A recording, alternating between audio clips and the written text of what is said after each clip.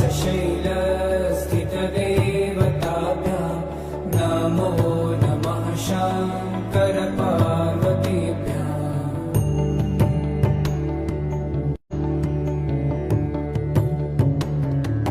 नमः शिवाभ्यां कलिनाशनाभ्यां कंकालकल्याणवपूर्धराभ्यां कैलासशैलस्थितदेवताभ्यां नमो नमः शङ्करपार्वतीभ्याम्।